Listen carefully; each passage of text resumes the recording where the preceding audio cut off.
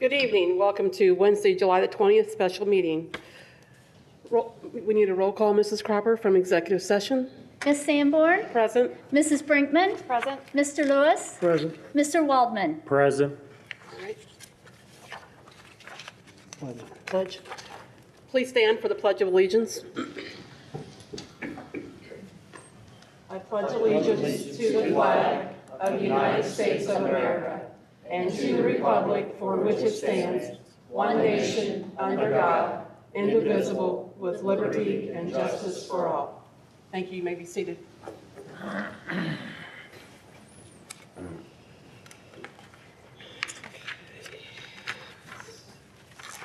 Public comment, speaking at the board meetings.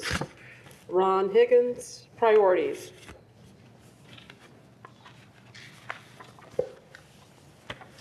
Hello, Ron Higgins, 1195 Creekstone Drive. Thank you for allowing me to talk to the board this evening.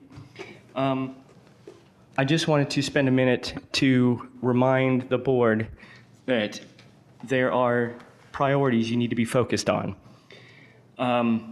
You had a meeting when the newer members were sworn in, where you met on a Saturday, went through a list, and it wasn't a week or two later, all of a sudden, all the items on that list got thrown out, and it all became about hiring a new legal counsel.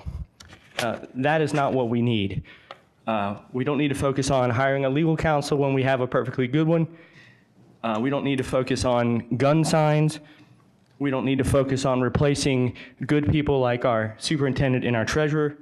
And we don't need to focus on Common Core and things of that nature. I know that's very near and dear to some of your hearts. But that is not our issue. That is for the Ohio state to decide.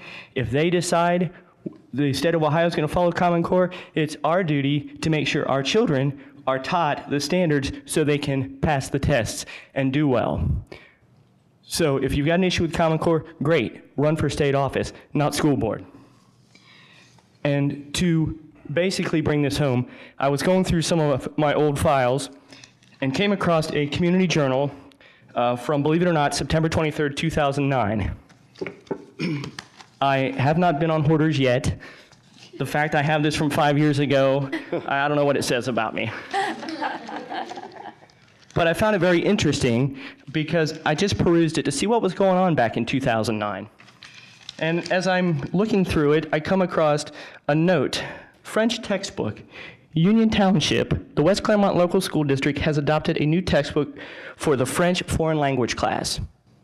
That seems kind of mundane until you step back and realize Amelia and Glen Estee, West Claremont no longer offers French. They did 5 years ago. They did 20 some years ago when I went there. So we've definitely gone in the wrong direction. Continue reading. Zach Taylor gets 100th win over Amelia. Zach Taylor was the coach. Glen Estee was a very good football team. People were leaving other schools to come to Glen Estee because we had such a good program. Zach Taylor also is no longer the coach. Why? Because as soon as we got rid of, when we went to the $500 pay for play, he knew he wouldn't be able to field a competitive team. And he was right. Kids can't afford it. So we're making strides. You guys are making strides. Reducing the pay to play, great job. Bringing back specials on a light schedule. Positive, but not all the way there. We need specials full-time, back the way they used to be. And finally, there's an article about the buildings, if I can find it. Crews continue to work on Amelia W.T. schools. There's a whole article about how great our district is because our community has come together, passed bond issues so that we can build 2 new schools. We were the envy of this area. People wanted to come to West Claremont. Now they're running away in droves. They're going to Batavia. They're going to New Richmond. They're going to private school. That is what we need to turn around. So I would respectfully request that you as a board focus on the real priorities, which are the children, the grades, the courses. It's not these political ideas. Just focus on doing what's right for the community and for the children. Thank you. Thank you.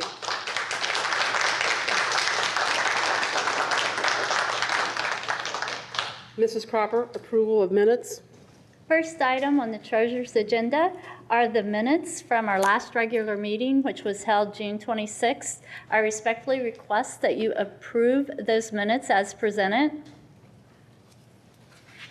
You have heard the recommendation from Mrs. Cropper. Do we have a motion? So moved. Do we have a second? Second. Discussion? Roll call, Mrs. Cropper?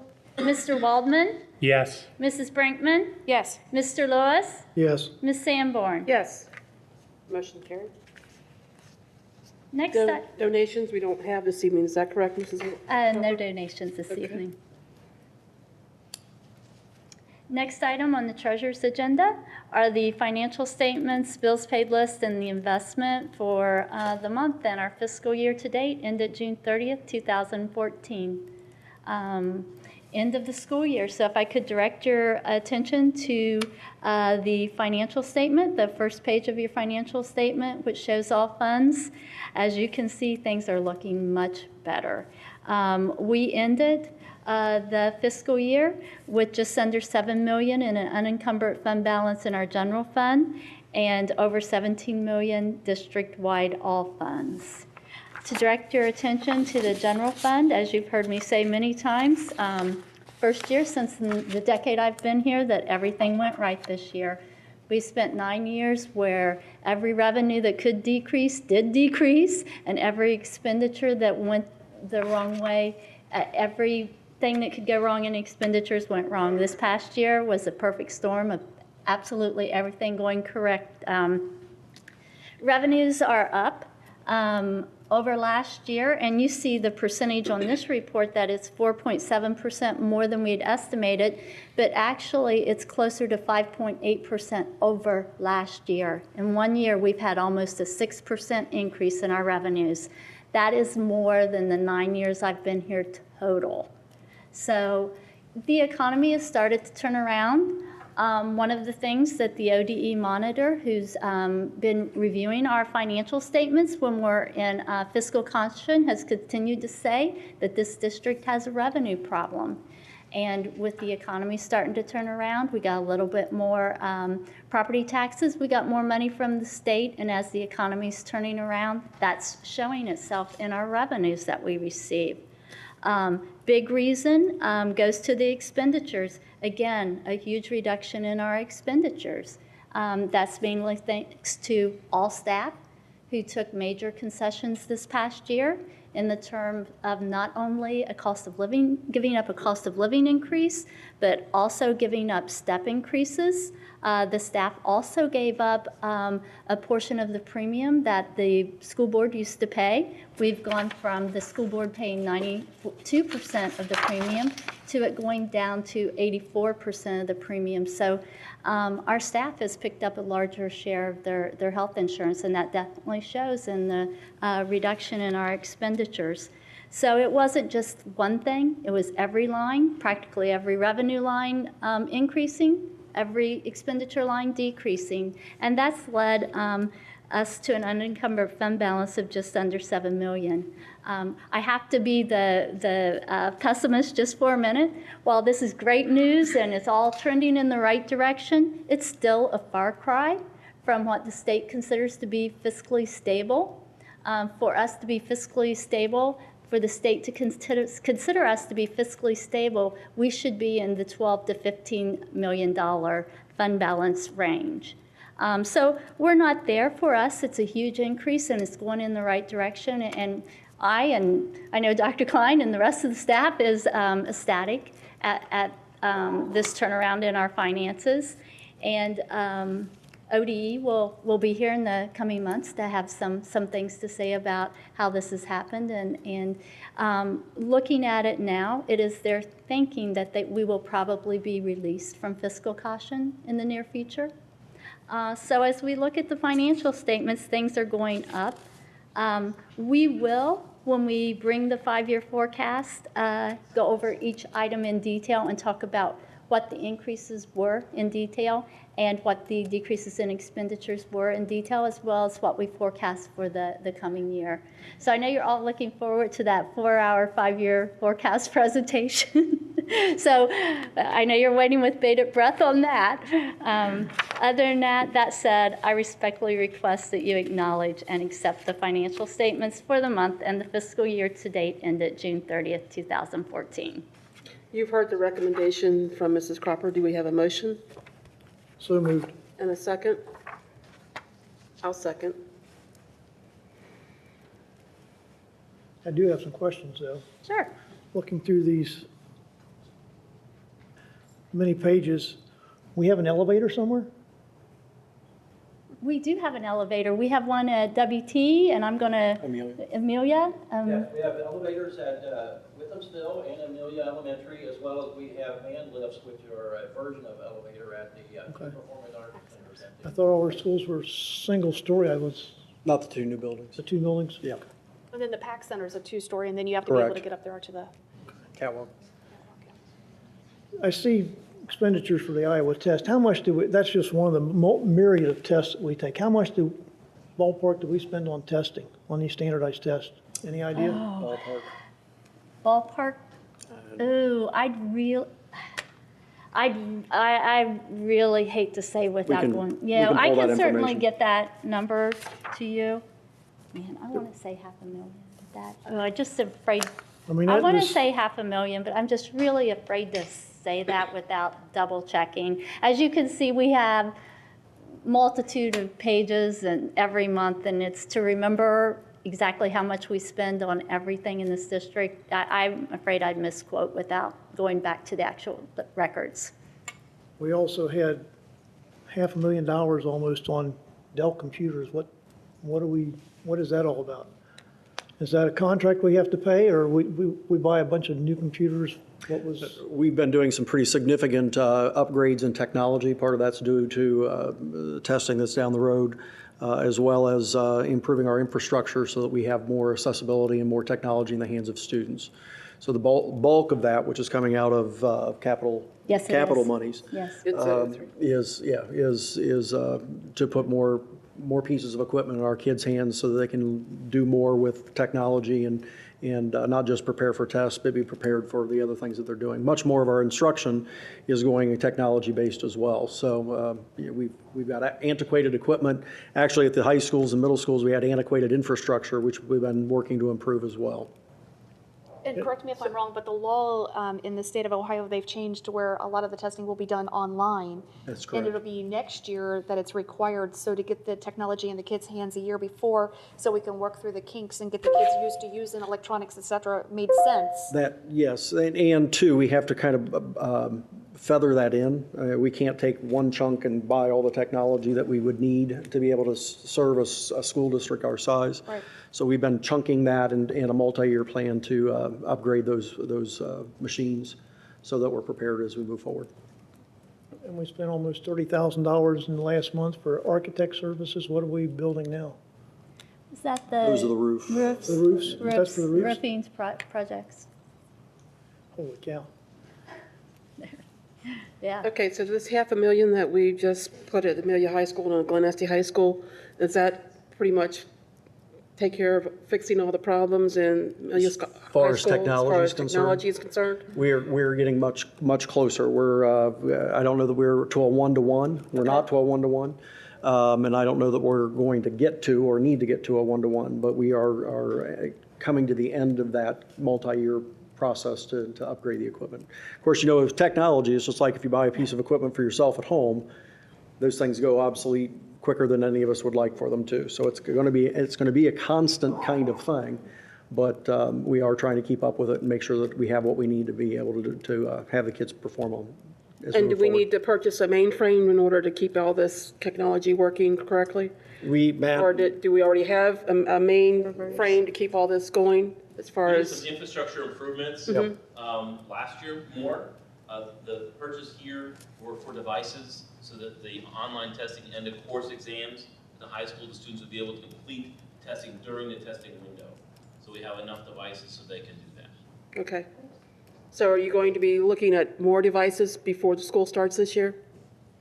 Not before school starts. The purchase that you have there is the summer project, and we have enough to have instructional use during the school year, Right. and that they can test at the end of course exams at the high school level.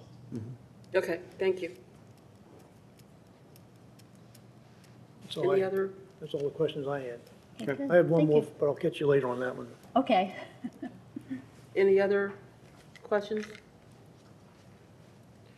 Roll call, Mrs. Cropper? Mr. Lewis, Yes. Ms. Sanborn, Yes. Mrs. Brinkman, Yes. Mr. Waldman. Yes. Motion carried. Mrs. Cropper, treasurer's comments? That concludes the treasurer's report for this evening. Thank Okay. you. Superintendent's business, blizzard bags. Yeah, one of our favorites. We are all certainly hopeful that we will not repeat the winter that we had this past school year, but we do want to make sure that we are prepared should that occur again. As you know, we have moved from, as the state is moving everyone, from days of school to hours of school. And fortunately, with the increasing our instructional day for students across the board, we have a significant number of hours above and beyond what the state minimum requirements are. That being said, the rules have changed in some other ways as it relates to calamity days. As an example, under the days, as we were counting by days, a 2-hour delay to allow the townships to get roads cleared, those kinds of things, did not count against us. It had to be a full day of school to count against us. Moving to hours, those 2-hour delays now do count against us. So, many times we're able to delay for 2 hours, get things cleaned up, and be able to still do school that day. At this point, we won't be able to count those 2 hours that we've been delayed any longer towards the minimum number of hours for instruction. So in working with the association and the state has, we would like to, again, take advantage of the blizzard bag option. Quite honestly, I think that we've got enough hours beyond what we need to do for a minimum that we're probably not going to have issues unless, again, we have a horrible winter again, which none of us really can predict. The folks, there's one batch of students that I am concerned about as far as hours are concerned, and those are our seniors. Seniors, because of the limited amount of courses that we have at the high school level, we find that we do make available to seniors late arrival or early leave. And so they are only there 6 out of the 7 periods. If you start to count those hours, then they're getting very, very close to what that state minimum level is. So in talking with the association and putting the plans together, I think it would be smart for us to approve blizzard bags so that we can add 21 more hours of leeway in there in case we do have a winter like we had this past year.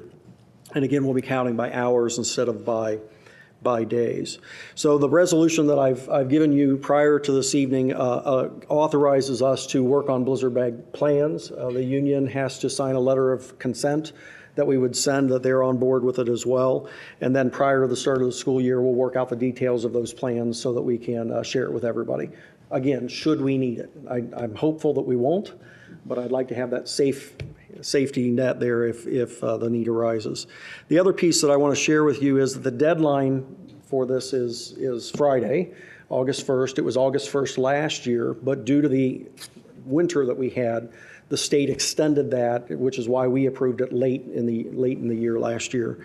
And we're kind of under the crunch to get everything ready to go in order to be able to use them. So the deadline for that is August 1st, and we're hopeful that that will give us enough cushion should we have a bad winter that we'll be able to meet the minimum hour requirements as designated by the state. So with that explanation said, I'd like to respectfully request that the board approve the resolution for Calamity Dave's alternative makeups, or otherwise known as blizzard bags, as presented. You've heard the recommendation from Dr. Klein. Do we have a motion? So moved. And a second? Second. Discussion? I have numerous questions regarding this process. Yep. Do we know that our teaching staff in the union is supportive of the blizzard bags? That's part of the consent that they will sign off on. I mean, but do we have a good feeling as to whether or not they support that idea? Yeah, yes. And have we done anything to look at the feedback that we had last year, where some parents said it was just busy work, and then other parents said, being at the high school having 7 courses, each of the teachers gave them an hour to an hour and a half of homework, which made a blizzard day or a snow day just like a blizzard at their house trying to get it all done, and it was just excessive. Yeah. Did we look at any of those? We will be. Last year, if you remember right, because of the late and the state extending the deadline and us filing late, we were doing things quickly in order to be prepared. And at that point, I think we had already had 2 snow days occur and foreshadowing of what was to come.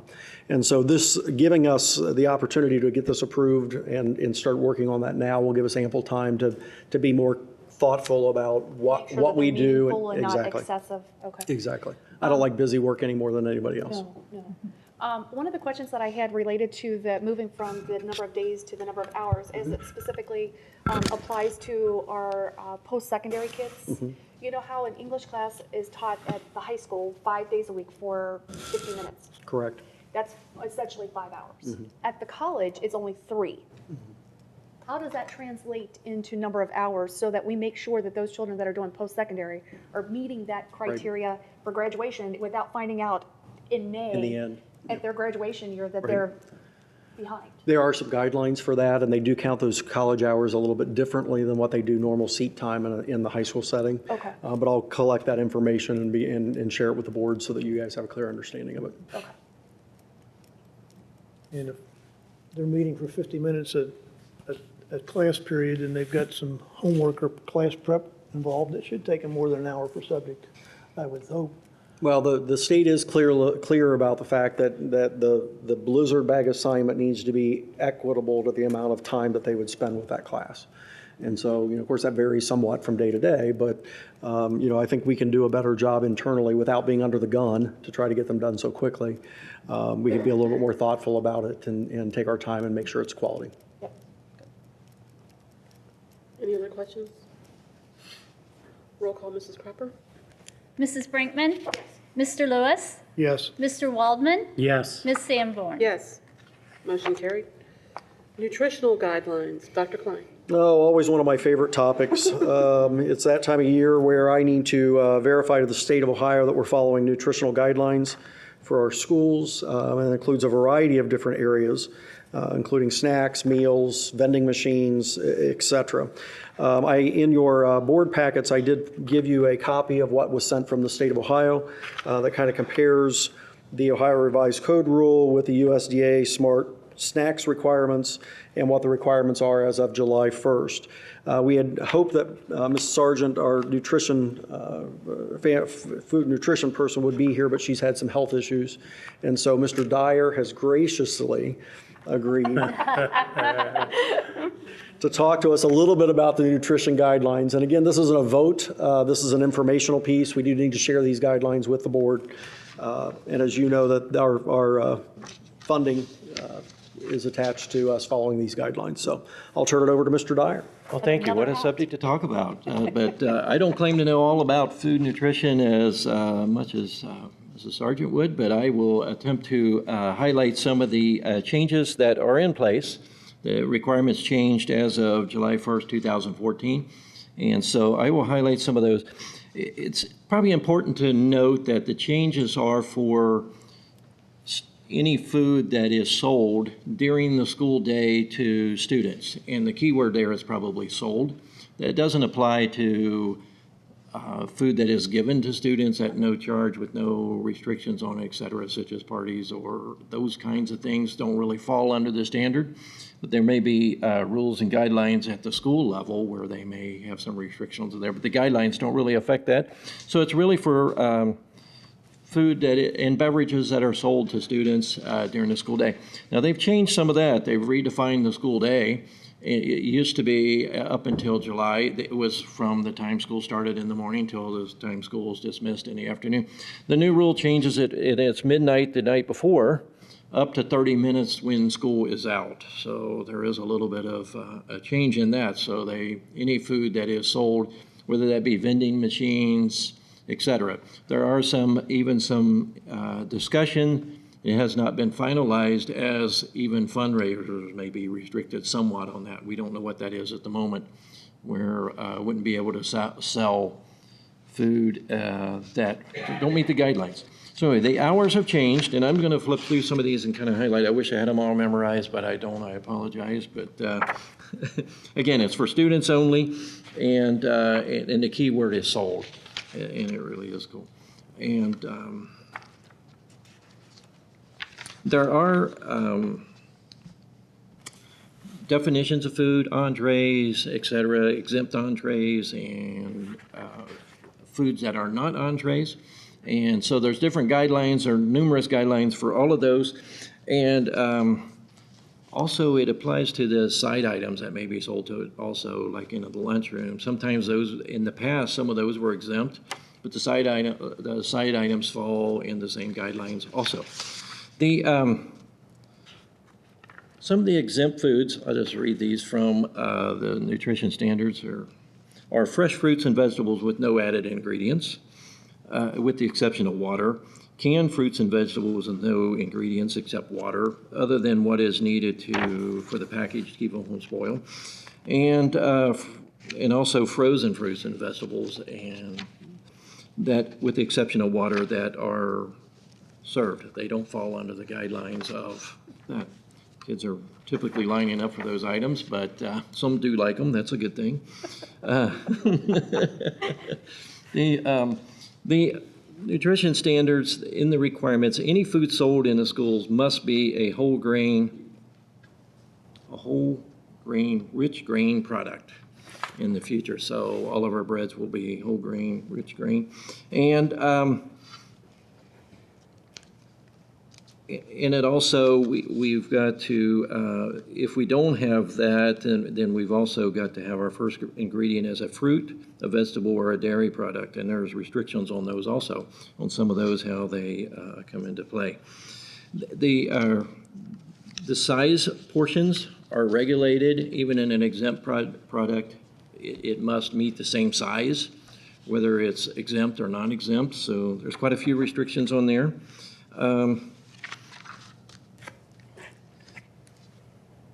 In the non-exempt, what they call a non-exempt entree, so that's an entree that we serve that is non-exempt, the new guidelines are that they must be equal or less than 350 calories, 400 equal or less than 400 megagrams of sodium, and the total fat must be less than 35% of the calories, as well as the saturated fat must be equal or less than 10% of the calories. And the trans fat has to be at 0 grams with 30% of the weight from total signatures in food. So that's for the exempt. If you are for the non-exempt, and we have foods that are not entrees that are on the menu. So in those, they've got to be equal or less than 200 calories, with 230 micrograms, that's not the right word, of sodium.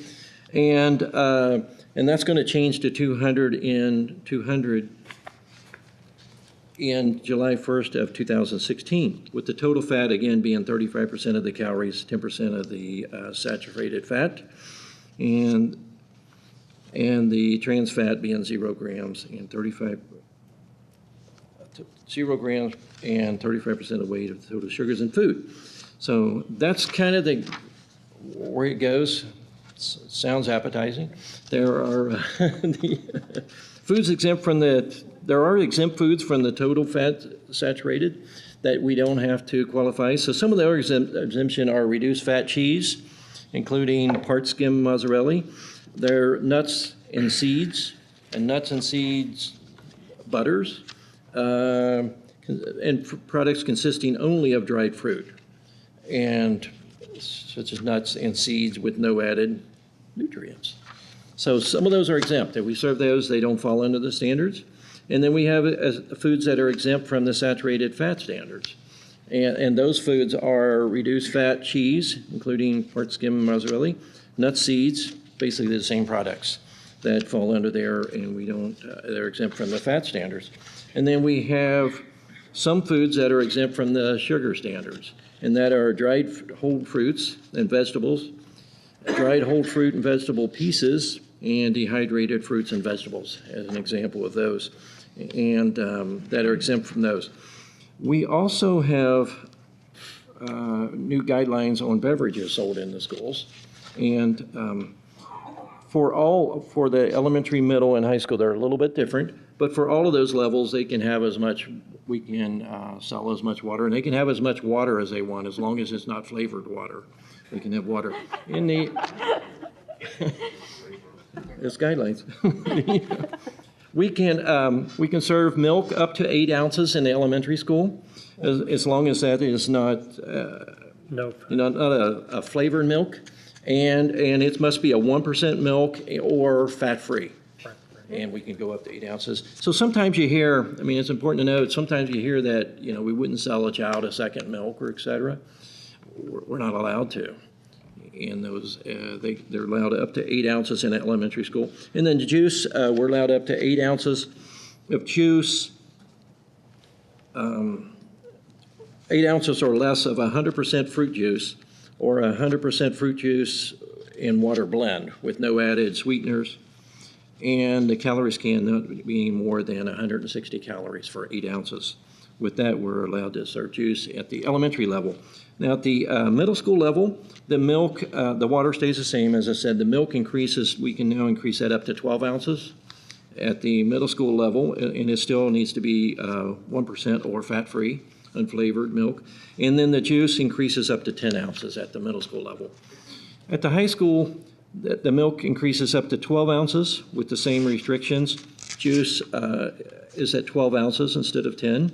And then at the high school, there is a little bit of a change in we're allowed to serve 12 ounces or less. We're allowed to sell 12 ounces of less of any beverage that contains no more than 40 calories per 8 ounces. So that would be 60 calories per 12-ounce drink. We're allowed to sell that. And that can be even a caffeinated drink, as long as they don't get over the calorie content there. And we also can serve a 20-ounce or less calorie-free flavored water with or without carbonation. So that are some of the changes in there. It's getting harder and harder for our staff. We got some of the best staff members going. I got to say, our cafeteria food service people are really great people, and they try really hard. But as you can tell, they have really some tough restrictions on them, and these are just going to get tougher. I mean, I was listening on the news as I came to work this morning about what's happening in Washington with all of that, and and of course their answer is the children just need to learn to like this stuff, I guess. But the well, that's what my question was going to be. Are we monitoring, not patrolling and everything, but are we monitoring how much waste? We look at that. We've got more and more waste. As I say, and it's just my opinion, we got some of the healthiest trash cans around because they're full of healthy food. It's good food. It's healthy food. Just children typically, most children don't like it. I mean, the flavor of a lot of those foods, and no reflection on our staff, is more a flavor of cardboard, to be quite honest with you. It doesn't have a lot of flavor to it. There's, we're cutting back on sugars, we're cutting back on sodium, we're cutting back on pretty much everything that would give it flavor and make it something that would, kids would just want. But there are some good foods, and they are good, healthy foods, I must say that. It's just they're foods that kids typically don't like. A lot of our children, though, you see a shift. I mean, a lot of them are adapting to it. They've got to adapt to it if they're going to eat a school lunch, but it's not something they typically would pick if they were out at a restaurant or somewhere picking food. And now, the reason for us doing that is to follow the guidelines is so that we maintain our funding. If we could go another route, but we would lose our funding for subsidizing the meals. So is there anything in place that says that our parents who don't approve with this very nutritious, limited selection, whole grain, breads, they can pack their own lunch. They can bring what they want within reason. I mean, they're not going to be able to bring sodas and things like that. But if a parent thinks that their child needs to have, they can bring what they want. They can bring whatever they want. Yes, as long as we're not selling it to them. They'd like to. Again, the key word is what we sell in the school. If it's something that's given away or they bring from home. Now, some schools, I will not say that's wide open. Some schools may have some restrictions. Individual schools on, candy bars or sodas or something like that. I don't really know all of those. I think where you're starting to see more and more restrictions are with children that are dealing with specific allergies. Yes. And you'll see classrooms that may be a peanut-free classroom, but those kind of Yes, things are those kinds of beginning to things. happen more and more. I think the real challenge is the new standards that are coming into play are significant. They're going to have an impact on Absolutely. costs from two standpoints.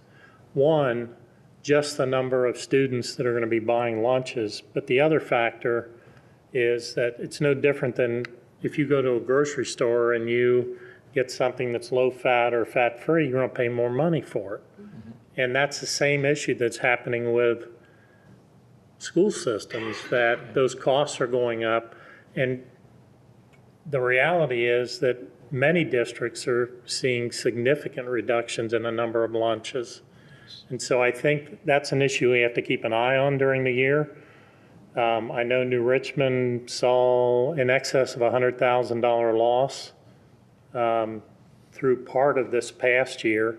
And it's the challenges that are now being set in place are really going to be tough to keep up with.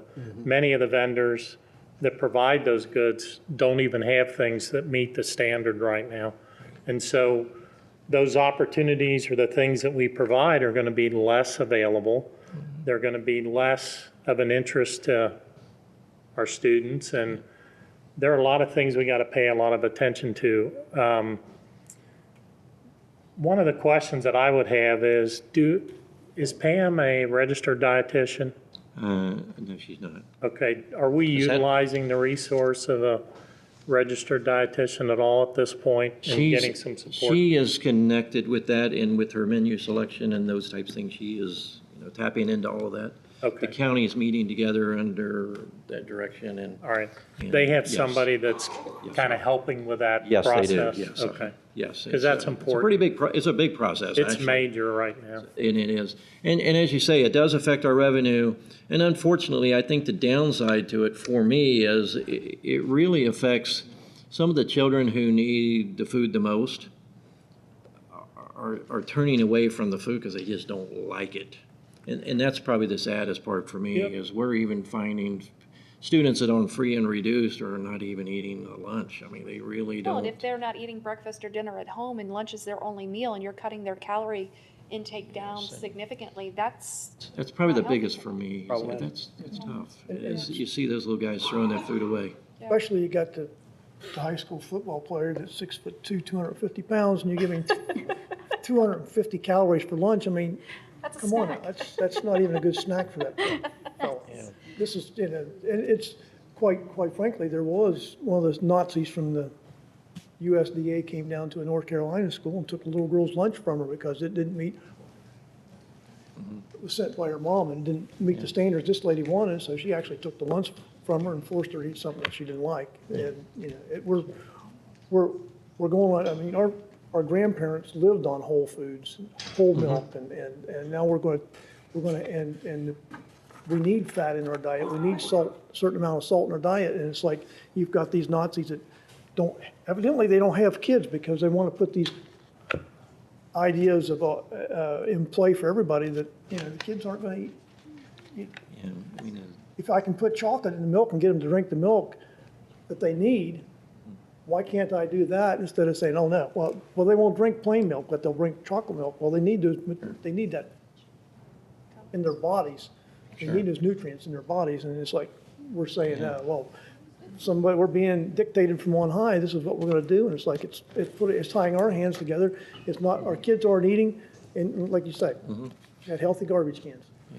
we've been fortunate to still run in the black, but as we see more and more of these standards, it's cutting deeper and deeper into that in the food service operation. I These think people it's just an are not issue. buying them. I think it's an issue that really has to be watched fairly closely Absolutely, this yes. year, That's a big thing. just because of the amount of changes they've made. And I suspect we'll have a number of kids that are going to just turn their noses to, and that could potentially affect staffing and a number of other issues too. Absolutely. So That's what I was it's going to something ask we on gotta that. watch. Do we have anything that monitors like the beginning of every day at all of our buildings to make sure that we're only cooking the amount of meals that we need and that we don't have excess food sitting around at the end of the lunch shift? Yeah, we do lunch counts every morning. At every one of our buildings? Yes, yes, we do lunch counts, and yes, we just can't afford to throw away many lunches. But you're right, if with we're the- cooking less lunches, we're going to need fewer people, Yep. potentially need fewer people. I mean, there are all kinds of ramifications that are coming out of these upgraded and changes, and I wouldn't say that all of them are good, but it's a mandate. And more's coming. We're going to continue to reduce the amount of sodium Yep. and salt in the foods over the next few years. This is, we've been told more is coming down the pike, so Yep. it's not forecast to get much better when it comes to those, but for those students that like it, it's a great thing, and it may or may not be a healthy thing. I'm not the judge of that, but it's not healthy at all if we can't get them to eat it. The main thing is they've got to eat it before we can get anything out of it, so. Right. I would try to answer any questions. I don't know if I can answer any more. I was just reading straight from here, and Mrs. Sargent could do a much better job, I'm sure of that.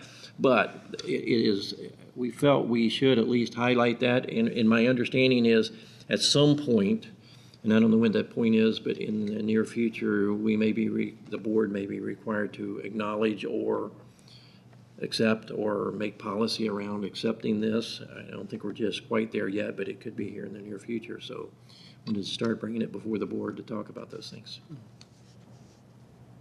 Thank you. Thank you, Mr. Dyer, for your Okay. report this evening. Appreciate it. I expect there will be changes coming when we get an updated policy that aligns with the new federal guidelines. And at that point, it would be something that the board would be voting on.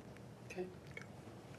I can see my child going to school with a salt and pepper shaker smuggled in his backpack. And sorry in advance. Personnel, Dr. Klein? Yeah, we have several items on the personnel agenda. Before we get started on that, though, I do want to say that we're certainly glad that Mr. Davis is with us at this point. He has been working diligently over the course of July. July is always a busy time in an HR department, and we've been able to lock down most of the openings that we've had at this point. We do have several resignations that I've listed on your agenda, as well as employment in both certified and classified areas. Supplemental contracts for both employees and lay people. And some probationary contracts, one probationary contract for special needs parapro. That is a part-time position. We do have just a handful of volunteers. Those will kick up as we get closer to the start of school, of course, and some substitute personnel on the classified side. There is one stipend approval, and that's for student teacher, working with a student teacher. I think it was from Xavier, if I'm remembering right. So with that being said, I'd respectfully request that the board approve the personnel agenda as presented. You've heard the recommendation from Dr. Klein. Do we have a motion So moved. and a second?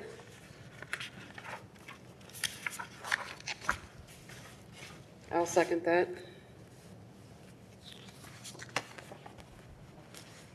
Discussion? Yeah, I have a question. Sure. Why do we have a media specialist at high school? What's the position for? The media specialists but we have two media specialists in the district. Those people run either the Glen Estee High School, Glen Estee Middle, Amelia High, Amelia Middle School. Related services require that we have somebody in library services. Sometimes it's called librarian, sometimes it's called media specialist. Those individuals are there to operate those facilities as well as help with research for our students and different class activities that may take place in that setting. So those are, we are required to have as part of our sundry services, folks in those positions. We used to have librarians, media specialists in all of our elementaries, and that was something that was reduced through the cuts that have been made in the past. We have been able to, in our media, or in our elementary schools, to bring back, thanks to the use of parents and other volunteers, have been able to return some of those services at the elementary school. But at the secondary level, where we have research that needs to be done, both electronically and the old-fashioned way, we have the one person for each side of the town, or each side of the district. We do not have a librarian, and this is our librarian? That is the librarian. Yeah, sometimes they're referred to as librarians, sometimes they're referred to as media specialists. Okay. Any other questions? I noticed at Glen Estee Middle School, we have a new head football coach and 2 assistants. Did we have complete turnover of the coaching staff? Some of those will just be, we have to those are only one-year contracts. We have to re-up them every year. Wouldn't they have a different step? All the steps are frozen.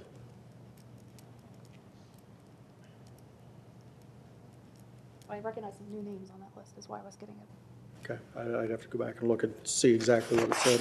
I mean, I don't have a problem with it, I just was Right. wondering, do we have a complete turnover, and I did we have an issue, and why did we lose? don't the- have that information. I can find that out for you. Would you mind, No, I certainly can. just for information? Sure. Remember, too, that some of those are at different grade levels. No, I understand. Yeah, we have multiple grade levels at the middle school. And what happened to the media specialist that was transferred? It doesn't look on here where she was transferred She to. was transferred into the virtual academy to fill a spot there, and that was health-related. Okay. Any other questions? Yeah, I don't,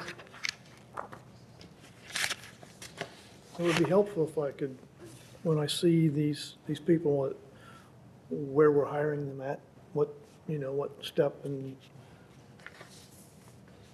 I don't have any, I see absolutely nothing on some, and others say they've got a certain amount of education or semester hours. It would be helpful to see, okay, What's the salary? where are we hiring them at, how much we paying them? Right. What's. Yeah, it's on the approved salary schedule. There's a little bit of a variance in this. The person who normally prepares this for the board has been on vacation.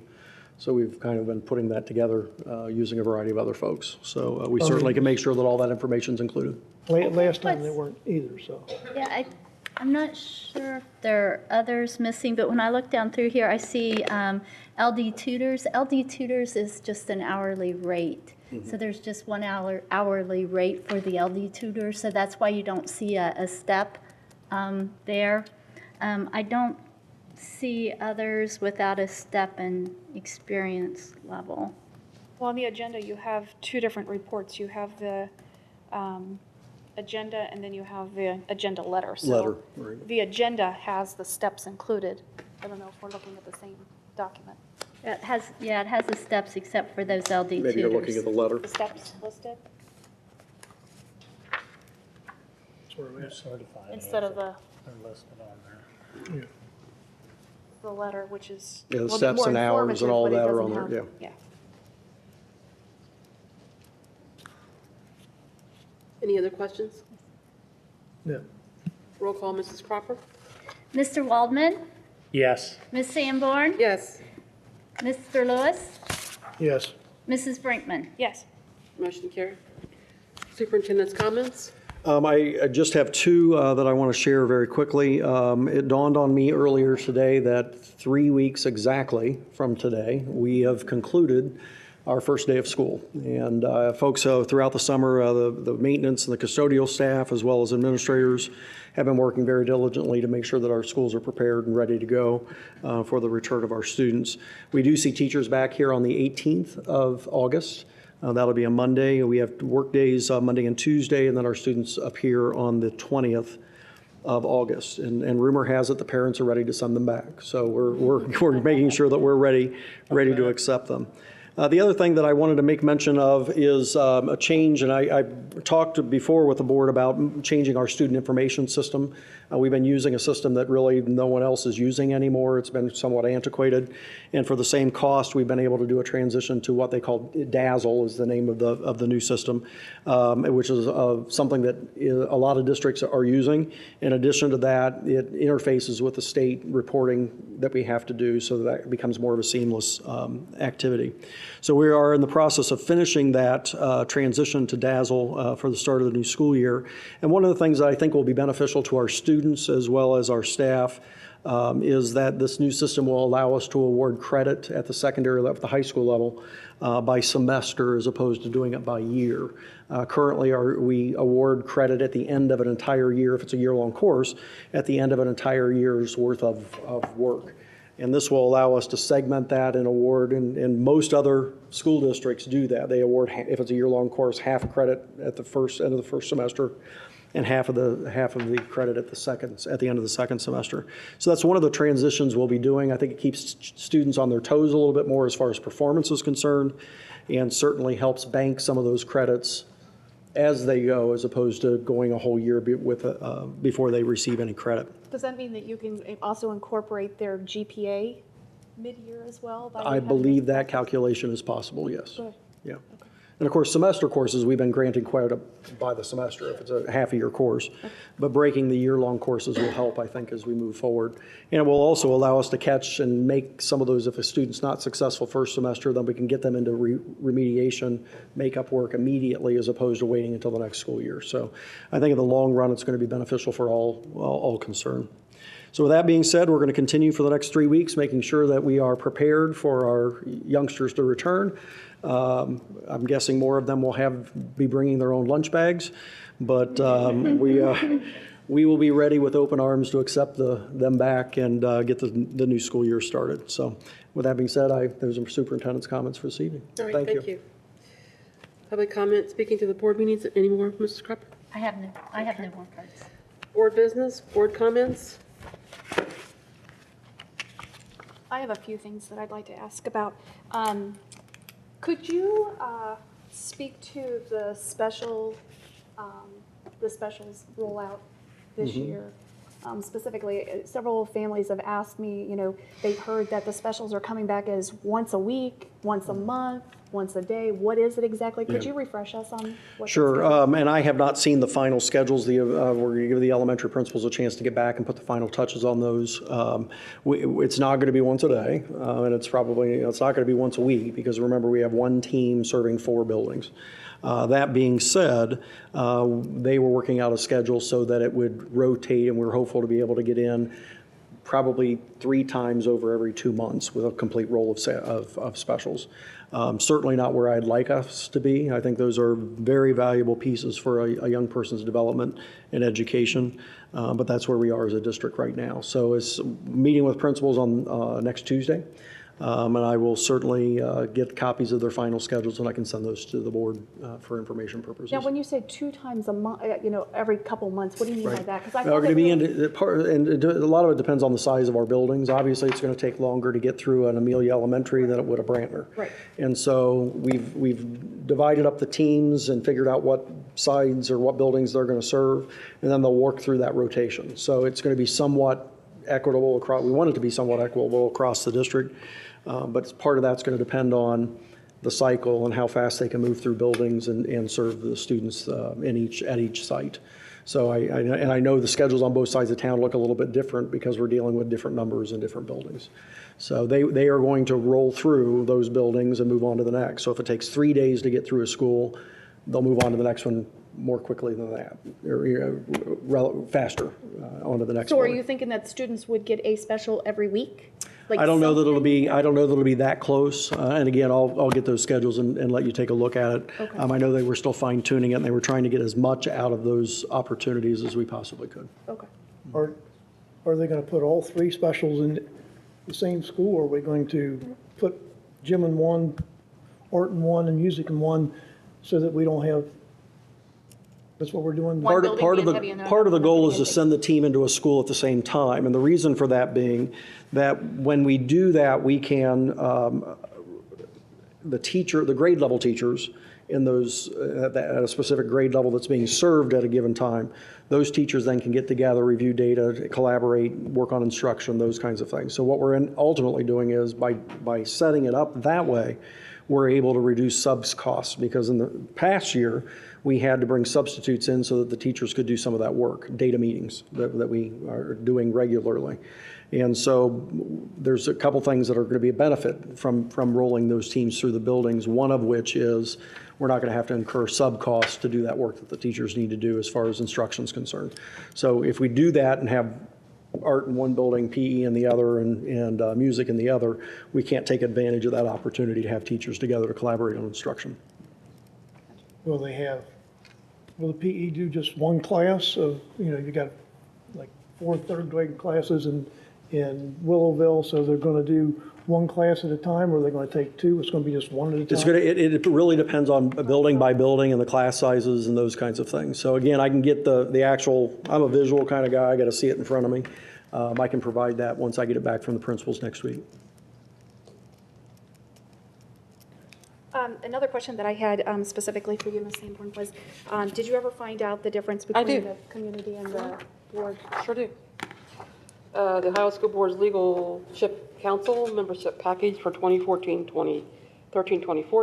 It's called a Citizens Membership. It's $40 per year.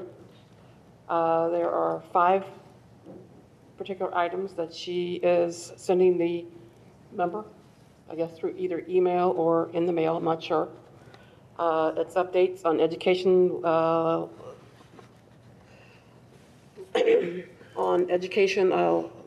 legacy issues, networking opportunities with others with similar education issues, specific data gathered by the district, networking with vendors, offering contract and shared services, running a school board campaign/coaching.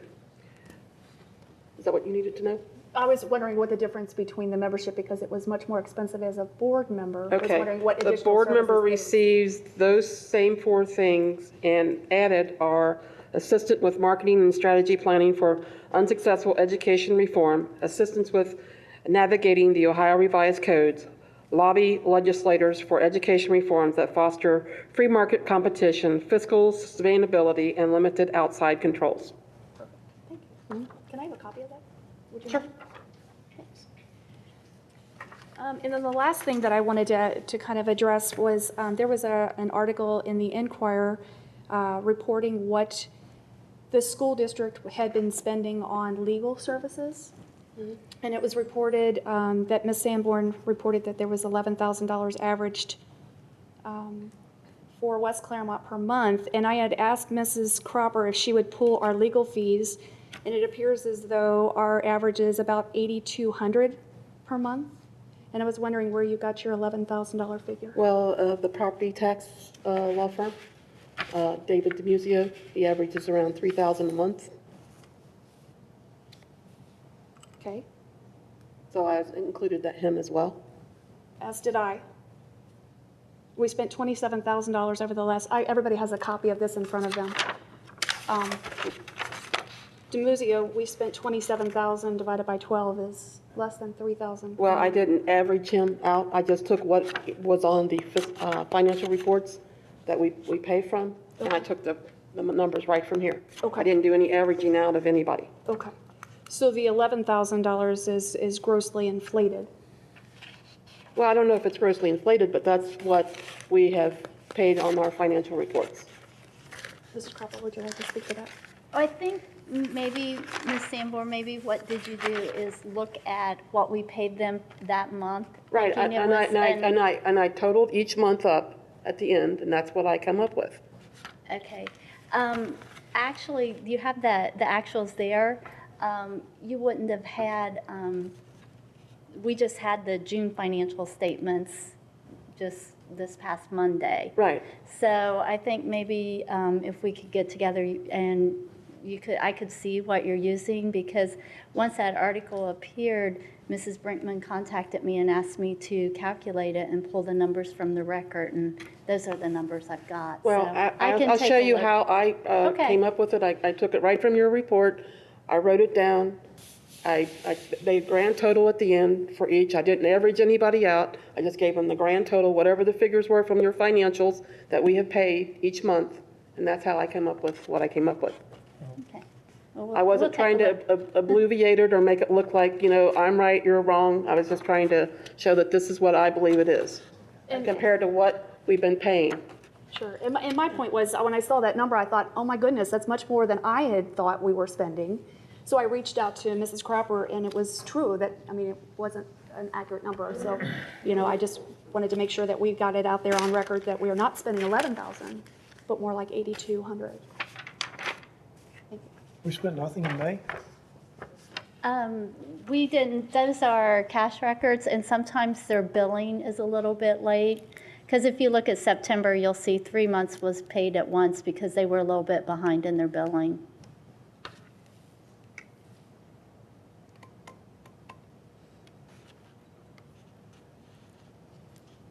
Thank you. I have a couple of items. Mrs. Cropper, could you, for our maybe next board meeting, get us an update on the 5-year forecast, based on the changes that we've made in the last few months on such as where we added that transportation piece and the specials, so that Okay, yes, That yeah, I do kinda have that. I reflects that. thought I'd pass that out. I forgot. You and I talked about it, and yeah, okay. And then the second thing is, can we just re-verify that the numbers that we had for what the cost of transportation was for what we approved in April is still that number today? And if it's different, what is that number and why is it different? We will talk with Peterman and see if we Okay. can nail that down. All right, thank you. Any other board comments? Yes, I'd like to, I mean, last December, the state auditor said we could be able to close one elementary, and that would help us with transportation. What are we doing towards figuring out how to consolidate elementaries into 7 instead of 8? Well, if you remember right, we had a discussion around the fact that we were in the middle of having a audit done by the OFCC, the Ohio Facilities Commission. That information came back and it was shared with this board prior to now. We also found out that through that process, we have an opportunity to get some state money to help us with renovations, construction, et cetera.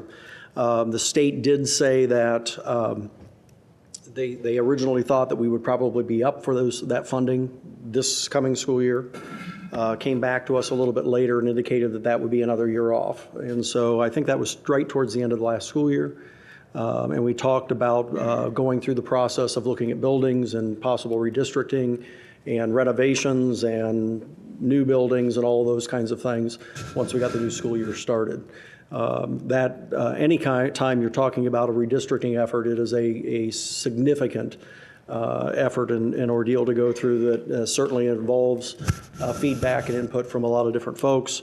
But we did kind of mutually had a mutual understanding, I thought, that we were going to wait and enter into those conversations at the beginning of this, after we get this school year started, knowing that we may have the opportunity to have some money from the state to help with any of the things that we decide to do going into the 15-16 school year. But if we can eliminate one elementary school and save all the costs from that, that should alter any changes, any ideas we have possibly on renovating some of these buildings. And you know, it's, if the state numbers are reflected properly, then, you know, they're based more on, it appears to be more on students per classroom rather than square foot per student at the facilities, which is, you know, it's kind of like the city hall downtown where the icon tax, well, you know, music hall maybe is just putting in granite countertops versus the Formica they already have. Let's look at seeing what we can do to downsize, save those costs, and we can put it towards something more that the students need. And yeah, it's going to be a painful process, but you know, we can't do it for this school year, but we need to be working on it towards next school year. And I don't disagree with that. What I would say is that is one piece of what would become a master plan for this district longer term. And so I don't think it's prudent for us as a district to make decisions that could be just a sliver of an overall master plan that would be developed in conjunction with the OFCC. And so that's the work that we'll start on after we get the school year started.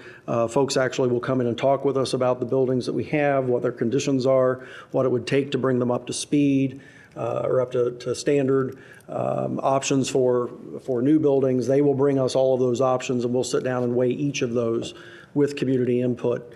But it doesn't make sense to just take one sliver of what would be a pretty grand long-term universal master plan and implement that without having all the facts on the table. And so that's the work that we'll start shortly after we get school up and running. Okay, but we need to get up and running on that so we can get going by next year. The next 3 weeks are focused on getting the doors open, and then we can get back to some of those other things as soon as that takes place. Understand, but that's something we. And I think we want to make sure that we have all the information. I think making a decision about one piece is not very responsible when we've got, the puzzle is bigger than that. I don't disagree. I think we need to look at all of those factors, and if limiting a building or downsizing a building is something that the board's interested in and the community makes sense, then certainly that would be the recommendation that we would make. But we've got to get all the facts on the table. We've got to collect all that data, and then we can sit down and start looking at options that we have. None of it is a do it tomorrow kind of thing. It's really in the best interest of this district to have a longitudinal plan that's going to last us for several years. Otherwise, you end up building buildings or shutting down buildings, and you end up wishing that you hadn't made that choice 5 years later.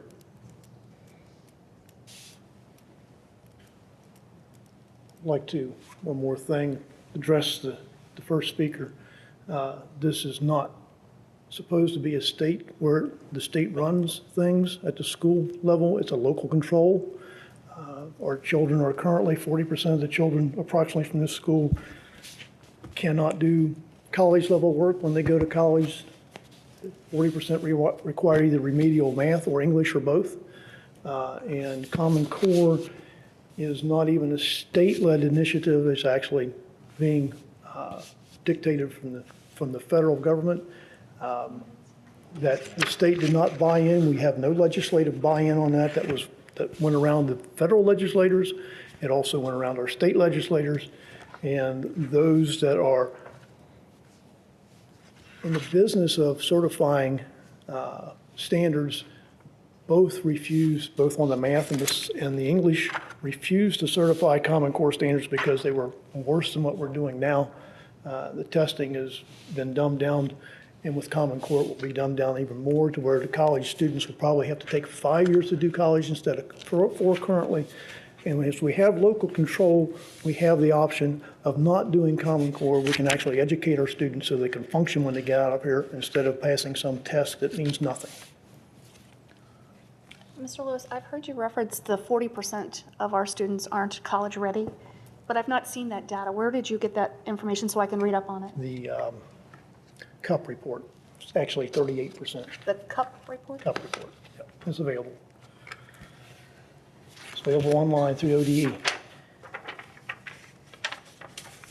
Any other questions? Comments? Motion to adjourn? So moved. In a second? Second. Roll call, Mrs. Cropper? Mr. Lewis, Yes. Mrs. Brinkman, Yes. Ms. Sanborn, Yes. Mr. Waldman. Yes. Our next meeting is Monday, August the 11th at 7 p.m.